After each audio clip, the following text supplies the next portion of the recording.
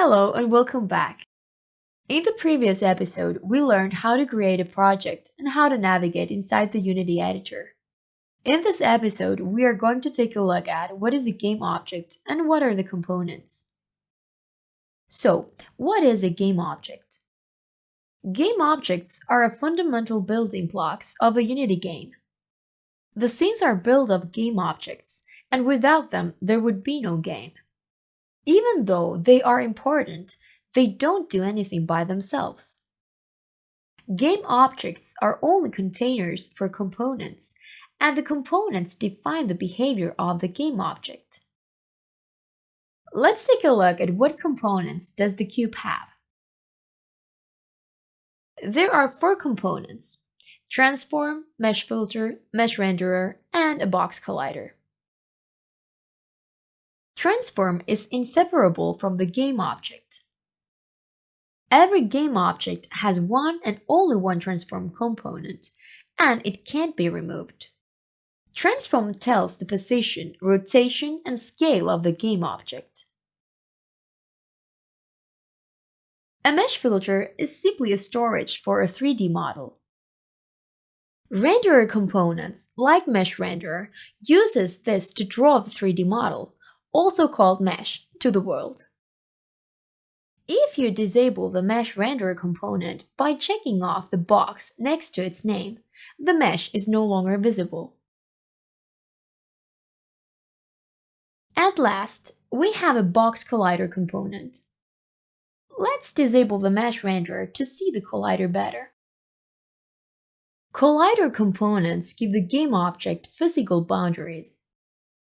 Other game objects that have a collider and a component called rigid body can't pass through the boundaries of the collider.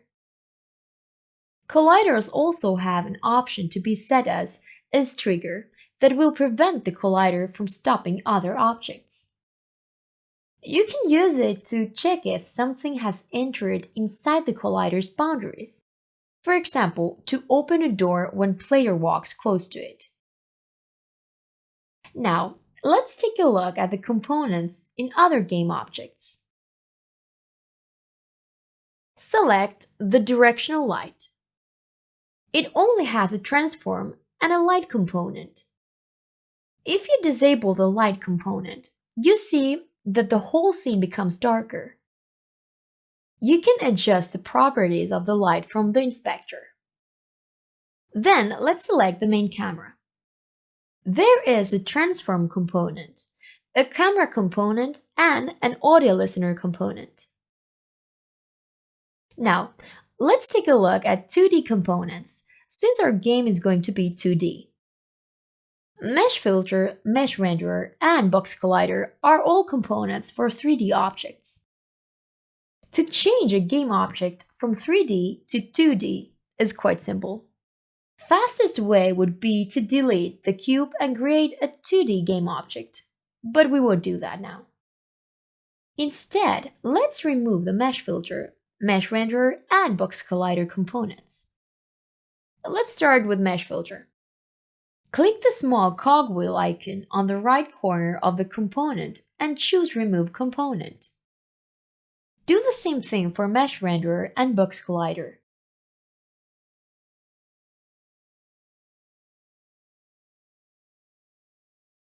Okay, now we have an empty game object.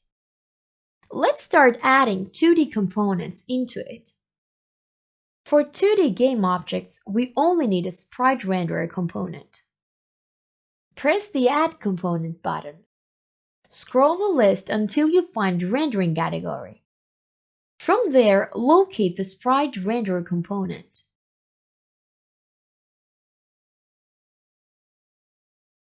Currently, we see nothing. On the sprite renderer, press the small circle next to the sprite field and choose any of the sprites you see on the list.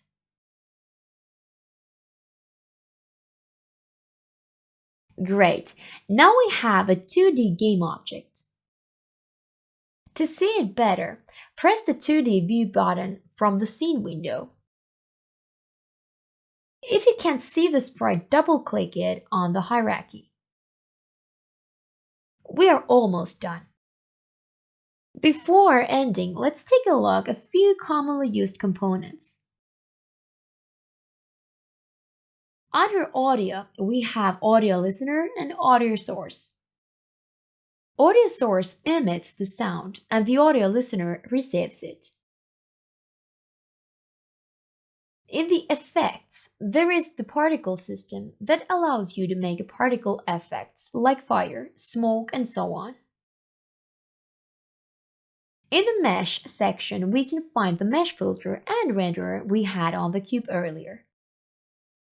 In the miscellaneous category, there are components like animator and animation.